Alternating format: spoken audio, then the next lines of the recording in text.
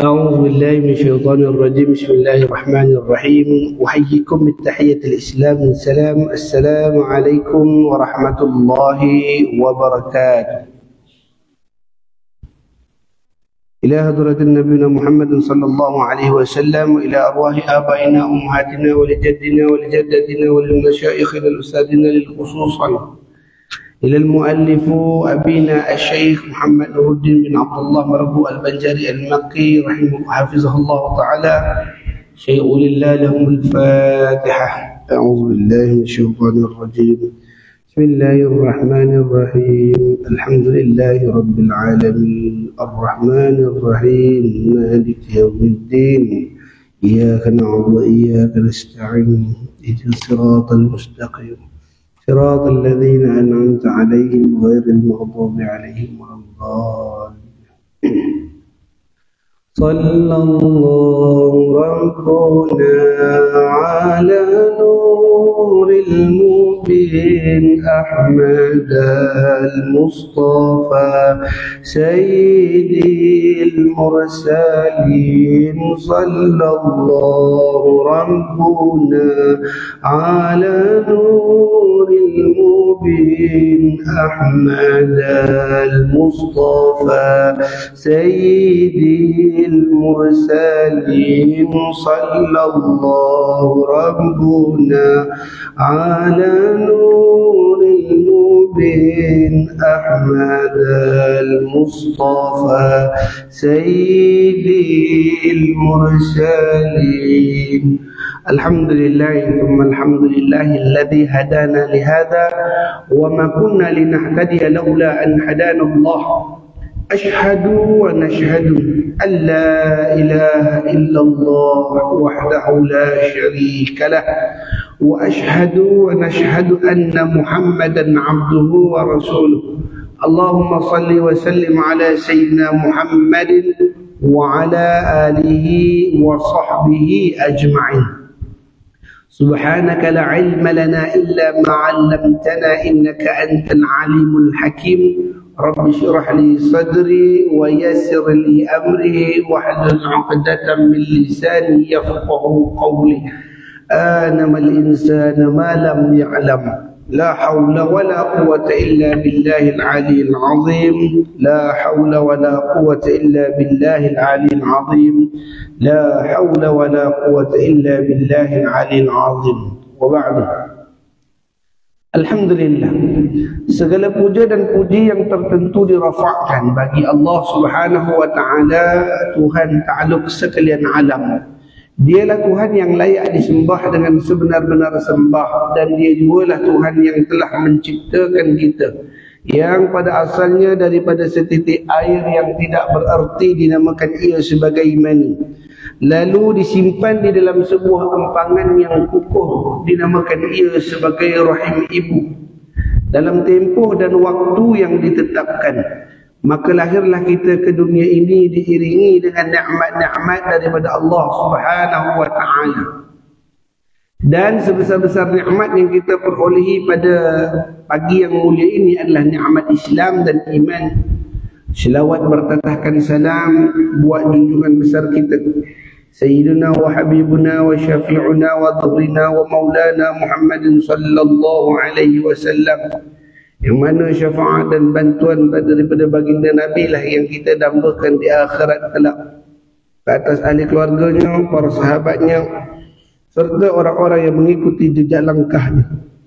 Alhamdulillah, syukur kita kepada Allah Subhanahu wa ta'ala pada pagi mulia dapat sama-sama kita berkumpul dan berhimpun di dalam rumah Allah Ta'ala yang mulia ini. Dinamakan ia sebagai Masjid Jami' Taman Sisli Teluk Intan Perak Darul. Bagi menyambung perbahasan akhir kita di dalam kitab Arba'in Al-Banjariyah pada hadis yang ke-41, iaitulah dengan tajuk kalimat yang diucap ketika kematian. A'udzu billahi minasyaitonir rajim. Bismillahirrahmanirrahim. Qala al-musannif rahimahullahu ta'ala wa bi'ulumihi fi kitabihi wa nafa'ani fid darain al-amin. Allahumma amin. Kata pengarang kitab rahimallahu ta'ala pada hadis yang ke-41, merupakan hadis yang terakhir di dalam kitab Arba'in Al-Banjariyah pada muka surat 55, dengan katanya, an Ali bin Abi Talib radhiyallahu anhu wa karamallahu wajhah, an Nabi sallallahu alaihi wasallam qala kalimatan min qalahunna 'inda wafatahu dakhala al-jannah. لا إله إلا الله الحليم الكريم. 3 الحمد لله رب العالمين. 3 تبارك الذي بيده الملك وهو على كل شيء قدير. رواه ابن Asakir. Daripada Ali bin Abi Talib radhiyallahu taala anhu, telah ridha Allah taala ke atasnya, karamallahu wajhah, yang dimuliakan Allah wajahnya, daripada baginda Nabi sallallahu alaihi wasallam bersabda, beberapa kalimat sesiapa saja yang mengucapkannya ketika sakaratul maut niscaya akan masuk syurga. Yang pertama, la ilaha illallah al-halimul karim, 3 kali. Alhamdulillahi rabbil alamin, 3 kali. Tabarakalladzi biyadihil mulk wa huwa ala kulli syai'in qadir. Itu disebutkan oleh Ibnu Asakir. Jadi dalam ni katakan Nabi sallallahu alaihi wasallam kalimat min qallahunna, iaitu ada beberapa kalimat ketika proses kematian yang dinamakan sebagai sakaratul maut. Proses sakaratul maut ni dia bukan pendek, dia panjang juga. Saudara-saudara, yang disebut di dalam kitab Barzah yang diceritakan Allahumma salli ala sayyidina Muhammad oleh Al-Imam Sayyuti rahimahullah ta'ala, bahawa sakaratul maut ni dia nak datang, ada proses-proses dia, insya-Allah. Ketika seseorang itu tadi berada di dalam tempoh sakaratul maut, iaitu tempoh menghadapi kematian. Jadi Allah Subhanahu Wa Taala tentukan kematian seseorang itu tadi dengan jalan macam mana? Ditengok amalnya ketika hidup dia. Kalau ketika hidupnya dia merupakan orang yang soleh, maka cara sakaratul maut dia cara ahli soleh. Tapi kalau hidup dia itu ialah merupakan ahli ma'asi, orang yang musiku, orang yang banyak melakukan kemaksiatan kepada Allah, maka cara mati dia pun akan ditentukan oleh Allah SWT dengan cara mati ahli maksiat. Kata Imam Sayyuti rahimahullah ta'ala bahawa adalah orang yang saleh itu ketika dia nak meninggal dunia, ketika dia nak menghadapi sakaratul maut, maka terbentanglah dia ataupun terlentanglah ia di tempat pembaringannya, lalu Allah mengutuskan malaikat, yang mana para malaikat itu di tangan-tangan mereka ataupun dalam pegangan mereka itu membawa dulang-dulang yang berisi raihan. Betul raihan? Raihan ni haruman lah, sejenis haruman yang kita kalau orang Melayu panggil setanggi. Apa nama sallallahu alaihi wasallam, bukan setanggi. Apa lagi nama ni? Nama lain dia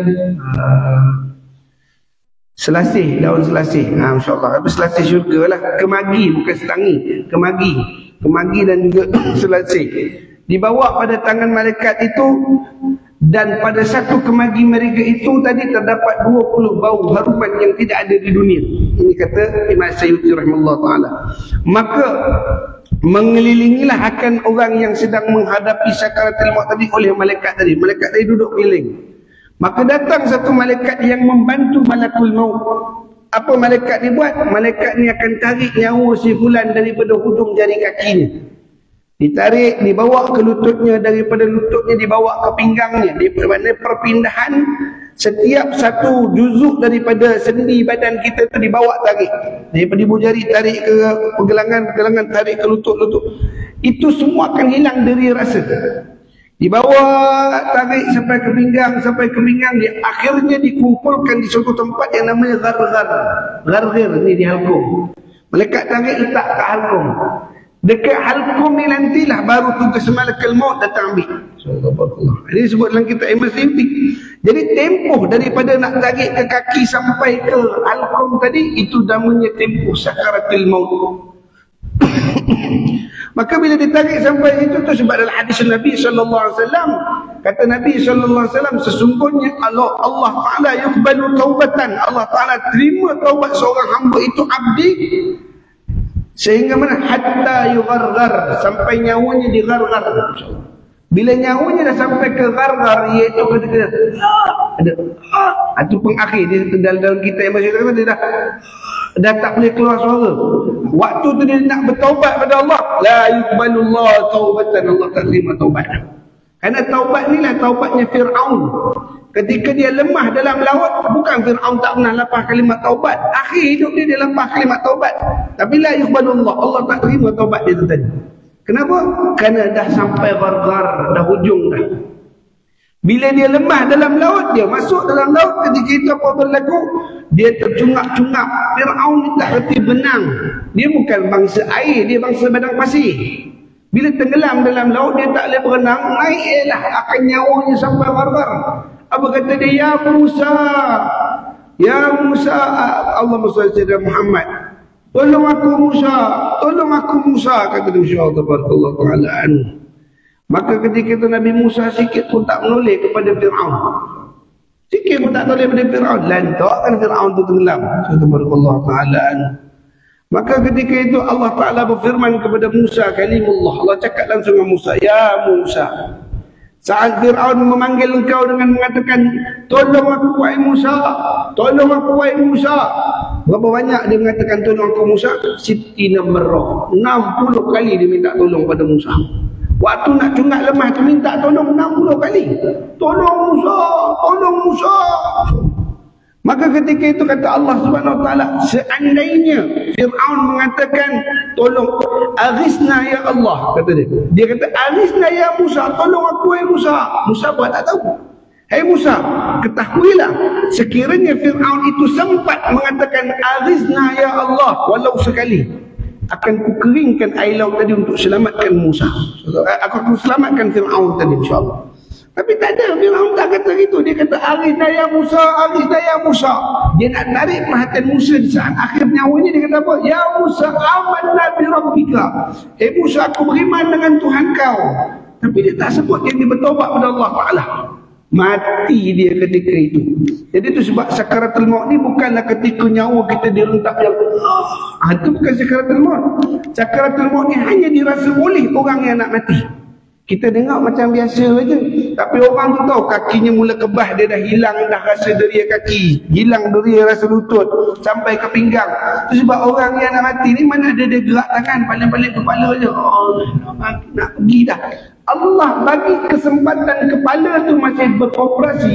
Salah satunya kerana ucapan-ucapan yang kita baca ini, iaitu supaya lidahnya boleh mengatakan la ilaha illallah al-halimul karim, la ilaha illallah al-halimul karim, la ilaha illallah al-halimul karim. Itu ucapan bila kaki dah mula rasa, kata dia, bang, kaki dah tak rasa sejuk dah, orang pegang kaki sejuk. Nanti orang tengok jari pun dah sejuk. Mula orang pegang telinga lah, orang tengok hidung lah, macam-macam gaya ada. Tapi yang dituntut daripada kematian tu tadi, sebelum kematian ni namakan sakaratul maut, itu proses nak bawa nyawa tu ke gharghar tadi. Bila dah sampai gharghar tu dah tak panggil sakaratul maut dah, dia panggil maut terus. Itu dia malaikat maut, bukan malaikat sakaratul maut. Malaikat maut dia datang memang rentak terus. Maka ketika itu dah kumpul sekalian nyawa tu di halqah, turunlah malakul maut. Maka sekalian malaikat memberi tunduk hormat kepada malaikat maut sebagai malaikat yang diberi Allah kuasa untuk menarik nyawa si mati. Sebab nak tarik nyawa ni bukan kerja malaikat maut. Malaikat maut pun tak mampu nak tarik nyawa. Dengan izin Allah baru dia boleh tarik. Allah izinkan malaikat maut, sekarang waktu kau tarik, maka barulah dia boleh tarik. Itu sebab ada setengah golongan yang mengatakan, ustaz, kata dia, kalau Allah Ta'ala tu maha besar, Allah Ta'ala tu maha kuasa, kenapa perlu diadakan malaikat-malaikat macam malaikat maut, malaikat Israel cabut nyawa, Ridwan jaga syurga, Malik jaga neraka, Israfil tiup sangkakala. Kalau Allah tu kuasa, Allah tak buat sendiri kan? Untuk maklum bagi yang bertanya, semua kelakuan malaikat tadi itu ialah kerjanya Allah Ta'ala. Malaikat tadi boleh buat kerja kan Allah yang berizin dia buat kerja, dan itu kuasa Allah Ta'ala. Kalau itu kita fikir daripada dalil, kalau daripada Allah, daripada nunjuk kuasanya Allah Ta'ala. Jadi kita pun kata, Ustaz, tuanku Sultan tu orang paling berkuasa dalam negeri ni. Kenapa dia lantik menteri, kenapa lantik kabinet? Kan itulah menunjukkan kekuasaan dia. Dia boleh mengarah, kau buat ini, kau buat ini, kau buat ini, kau buat ini. Ya Allah Subhanahu Wa Ta'ala lebih besar. Itu dia bagi sebagai Allah Ta'ala Al-Malikul Mulk, raja bagi segala raja, termasuk urusan mati. Jangan kita kata mati itu kerja malaikat maut. Tak, Allah Ta'ala punya kerja sebenarnya. Cuma malaikat maut tu sebab untuk tarik nyawa tu dikeluarkan oleh Allah Subhanahu Wa Ta'ala. Bukanlah Allah Ta'ala sendiri pergi pegang kepala pergi tarik nyawa. Tak, malaikat maut tu jadi sebab. Jadi itu sebab lazim pada lidah lisanan ratiban la ilaha illallah, tidak ada Tuhan melainkan Allah. Siapa dia? Al-Halimul Karim, yang maha lembut lagi maha pemurah. Yang maha lembut yang lagi maha pemurah. Murah ia dengan kasih sayang. Itu kita bil Karim. Allah tabarakallah. Al-Halim, yang maha lemah lembut, berlembutlah terhadap kami yang sedang menghadapi kesakitan.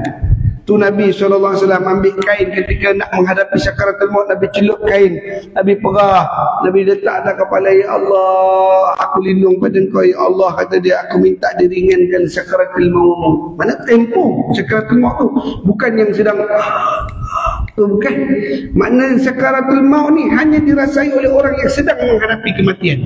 Orang tu akan tahu tanda-tanda tu diperlihatkan oleh Allah Ta'ala. Mata dia boleh nampak, dibuka hijab bagi Allah Subhanahu Wa Ta'ala. Kalaulah ketika itu dia orang yang soleh, orang yang beriman, dibuka Allah nampak nikmat. Kalau nampak nikmat, dia lazim atas dunia dulu. Sekali nampak nikmat, dia puji Allah. Subhanallah, Alhamdulillah, Allahu Akbar. Perbuatan tu yang akan dia buat ketika dia nak mati. Bila Allah nampakkan nikmat, Alhamdulillah ya Allah, Alhamdulillah Rabbil Alamin, Alhamdulillah, dia nampak. Tapi kalau atas dunia nampak nikmat, mak besarnya nikmat, bagus. Mulutnya hanya bicara bukan zikrullah. Jadi itu yang dia akan bicara waktu nak mati nanti. Subhanallah Ta'ala. Walau dia nampakkan nikmat, tapi lidahnya tidak diberi kudrat ataupun tidak beri upaya oleh Allah Ta'ala untuk menyebutkan nama-nama Allah. Kan itu bukan kebiasaan dia. Itu sebab ciri-ciri ahli syurga yang disebut oleh para ulama, apa dia? Lisanan ratiban bihamdalah. Iaitu kata ulama, ciri-ciri tanda ahli syurga itu tadi, ketika hidupnya dimudahkan oleh Allah, lidahnya sentiasa mengulang-ulang memuji Allah. Atas dunia lagi tak? Alhamdulillah, Alhamdulillah, Alhamdulillah, Subhanallah, Alhamdulillah. Atas dunia dapat nikmat, Alhamdulillah. Minum susu, Alhamdulillah. Dapat berjalan, Alhamdulillah. Lisanan ratiban, iaitu lidahnya sentiasa ratiban. Kita dengar ratib, apa benda meratib? Ratib tu mana? Mengulang-ulang, ulang-ulang. Dan apa perkataan yang kedua? Alhamdulillahi Rabbil Alamin. Segala puja dan puji bagi Allah, Tuhan yang mempunyai alam. Tuhan yang punya alam ni, kita pun puji dia. Sebab pujian yang terbesar ialah pujian daripada Allah Subhanahu Wa Ta'ala. Kata Syekh Abdul Qadir Mandele dalam kitabnya Penawar Bagi Hati, seandainya kamu melakukan ibadah mengharapkan pujian daripada Allah, nescaya kamu akan dapat pujian daripada Allah, dan Allah menjadikan hati orang yang ada di sekeliling kamu itu juga memuji kamu. Tetapi barang siapa yang mencari puji ni makhluk, dengan murkanya Allah, dijadikan oleh Allah hati makhluk tadi murka terhadap diri dia. InsyaAllah. Jadi kita kadang-kadang nak senang atas hati orang, tapi kita langgar hukum Allah Subhanahu Wa Ta'ala. Tak apalah kita buat konsert ni, orang-orang sini suka konsert, walaupun itu sebenarnya perkara mungkar, Allah tak suka benda tu. Tapi dia melanggar kemungkaran Allah Ta'ala itu tadi kerana mencari senangnya manusia. Manusia nanti dijadikan oleh Allah tak senang dengan dia. Bahkan manusia itu akan beri kritikan, manusia itu akan menghina dia lebih besar. Tetapi kalau dia buat amal ibadat ikhlas kerana Allah Ta'ala, memang tujuan kerana Allah, Allah jadikan manusia lain juga ikhlas terhadap diri dia. Ini dia sebut adalah Imam Syekh Abdul Qadir Mandele dalam kitab Penawar Bagi Hati, bab yang ke-10 pada menyatakan riak. Subhanallah Ta'ala anu. Allahu Akbar. Jadi itu sebab kita hidup atas dunia, maka man tawadu'an ila Allah yarfa'allahu darajat. Siapa yang letakkan urusan tawaduk dalam hidupnya kepada Allah, Allah akan naikkan martabat dia. Salah satu ciri tawaduk apa dia? Lisanan ratiban bihamdalah, iaitu orang yang lidahnya sentiasa mengulang-ulangkan puji-puji pada Allah. Hatta ketika dia nak mati pun dia masih alhamdulillahirabbil alamin. Ini orang yang ketika hidup, kata Nabi SAW, sesungguhnya orang beriman itu beruntung. Ketika dia diberikan nikmat, maka dia memuji Allah Ta'ala. Dan ketika dia beri musibah, maka dia bersabar. Dan sabar itu baik untuk diri dia. Nabi sebut begitu. Orang beriman ni, orang Islam, dia untung. Dia ada dua keuntungan. Kalau dia mati disebabkan perjuangan, matinya syahid. Tapi kalau dia mati sebabkan sakit dan juga mati disebabkan sesuatu sebab yang lain, maka matinya mulia kerana ada syahadah. Dia tak mati kosong-kosong gitu. Jadi itu sebab orang yang beriman, ciri mati dia ialah masih lagi mengingati Allah, masih memuji Allah. Itu yang kita minta Allah Ta'ala kurniakan kepada kita afiah. Apa tu afiah? Sihat. Tak sihat, bukan. Afiah itu sebab Allahumma inni as'alukal afiyah. Ya Allah, kami minta kepada engkau afiah. Orang Melayu pun kata semoga sihat wal afiyah. Sihat itu bahasa Arab. Wa tu dan, afiah tu afiah. InsyaAllah.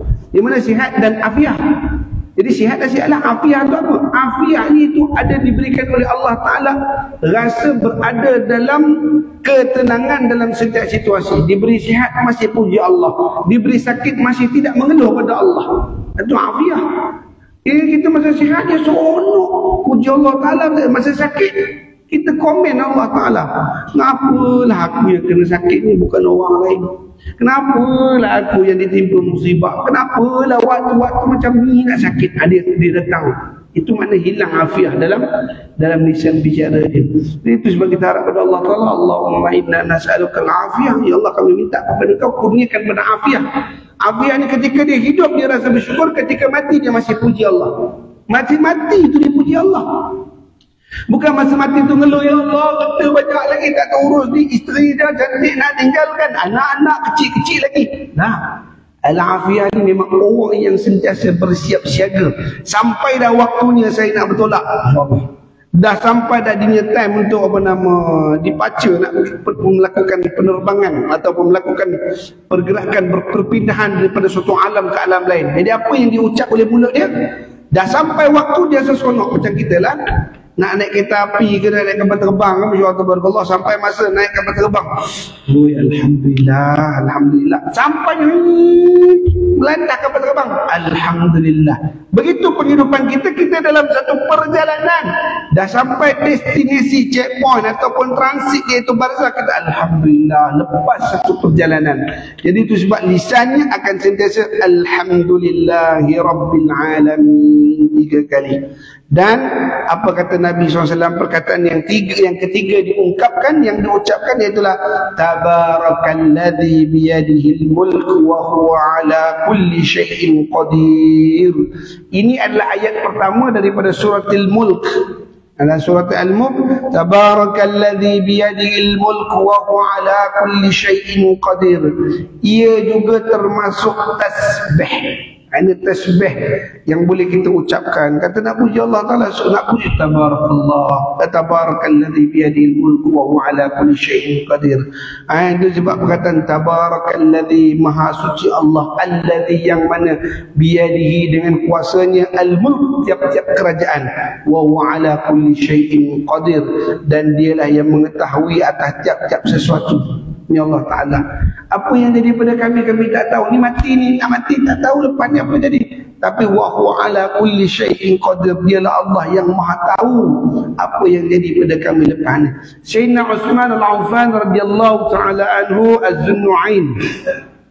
Sayyidina Uthman ketika dia menjabat jawatan sebagai Amirul Mukminin, ketika dia jadi khalifah ketiga, khalifatul Nabi, khalifatul Rasul, memerintah di bumi Madinatul Munawwarah, menghadapi pelbagai ujian dan mihnah ketika menjadi kerajaan.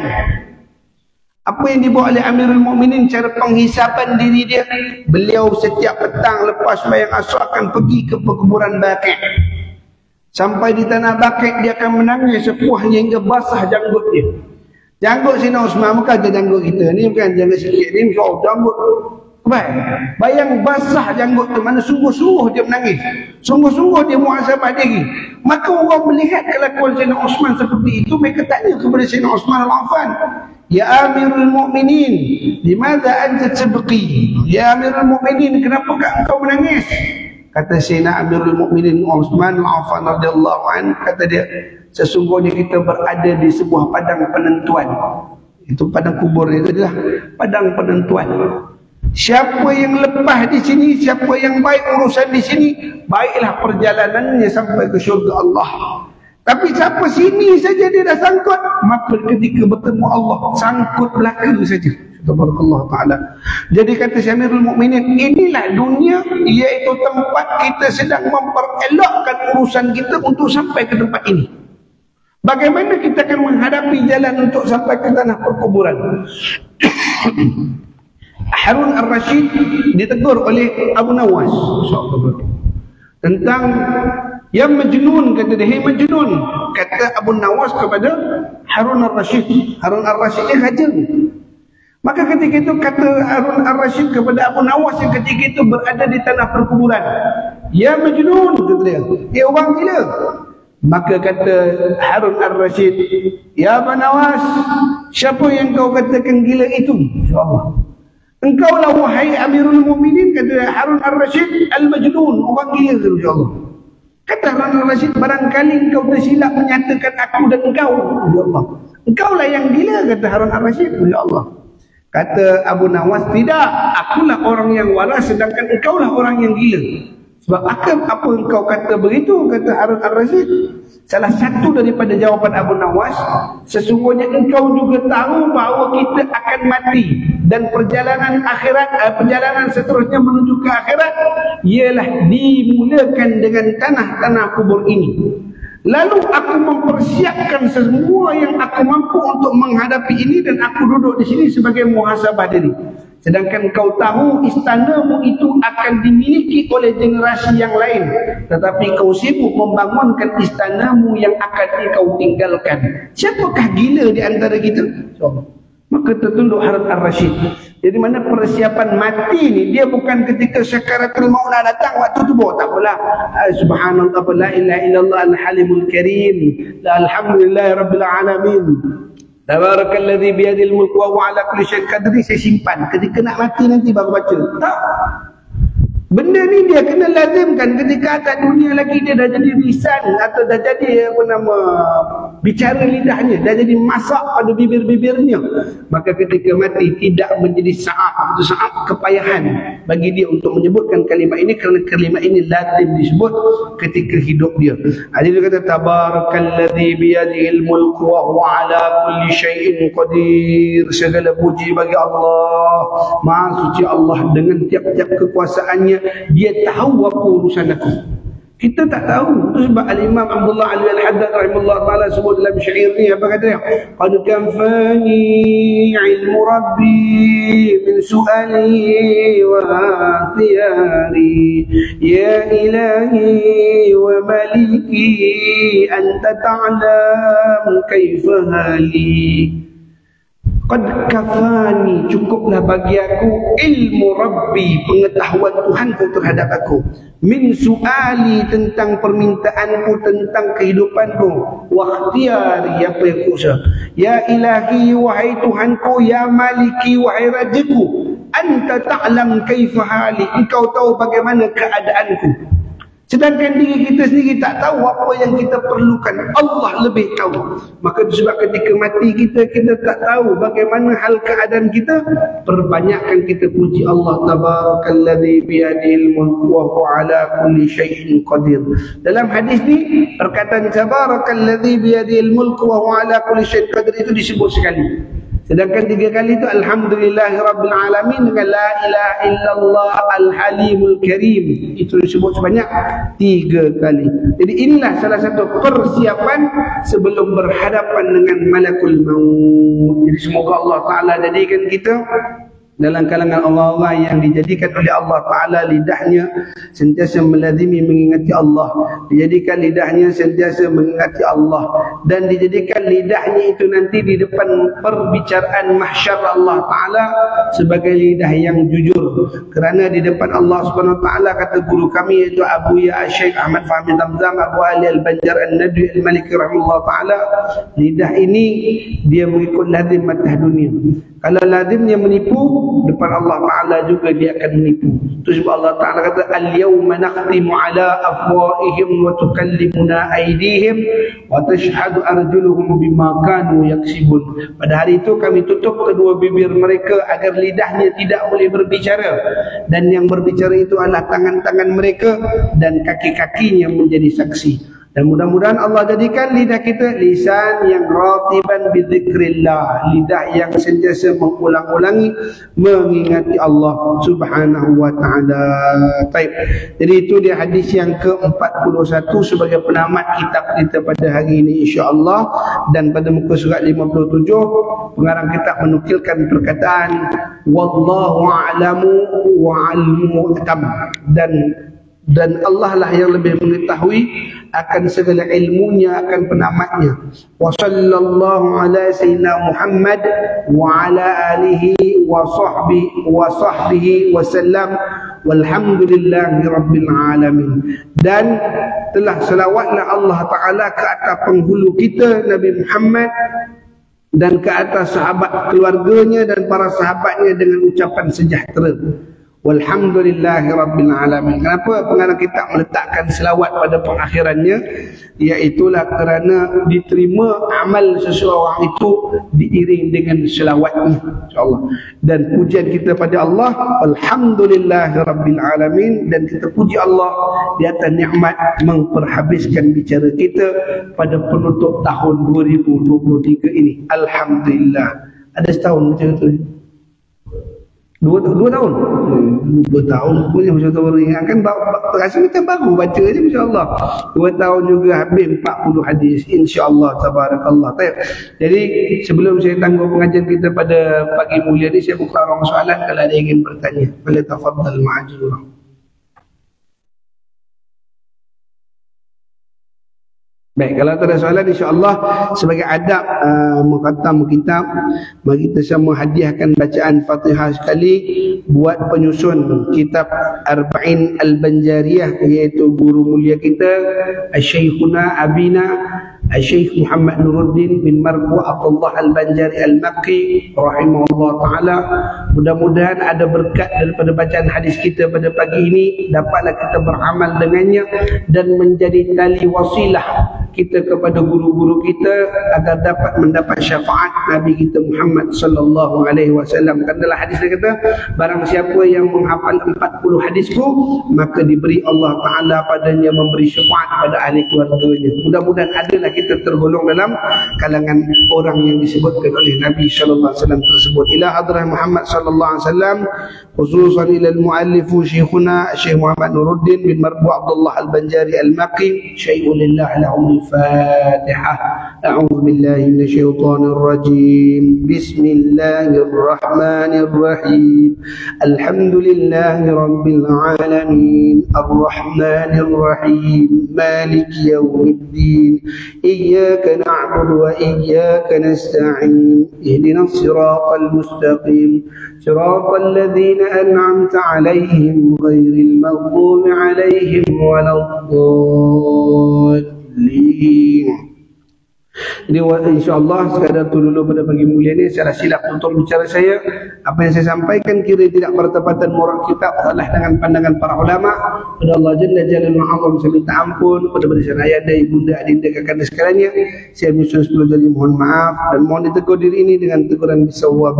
Aqulu qawli hadza wa astaghfirullahal azim li wa lakum wa lisairil muslimin wal muslimat والمؤمنين والمؤمنات فاستغفروا إنه هو الغفور الرحيم. أعوذ بالله من الشيطان الرجيم. بسم الله الرحمن الرحيم. ربنا انفعنا بما علمتنا، رب علمنا الذي ينفعنا، رب فقهنا وفقه أهلنا وقرابة لنا في ديننا مع لكل أنثى وذكر.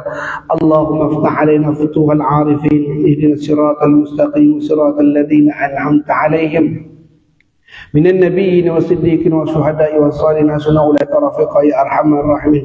اللهم ارحمنا بالقرآن واجعل لنا إماما ونورا وهدى ورحمة. اللهم ذكرنا منه ما نسينا وعلمنا منه ما جهلنا وارزقنا تلاوته آناء الليل وأطراف النهار واجعلنا لنا حجة يا رب العالمين. اللهم تقبل منا صلاتنا وصيامنا وقيامنا وركوعنا وسجودنا وتخشعنا وتضرعنا وتقصيرنا يا الله يا رحمن يا رحيم. ربنا آتنا في الدنيا حسنة في الآخرة حسنة وقنا عذاب النار. صلى الله عليه وسلم محمد وعلى آله وصحبه وبارك وسلم والحمد لله رب العالمين. تقبل الله منكم. السلام عليكم ورحمة الله وبركاته. Kita anggur dengan tasbih kafaran surah Al-Asr.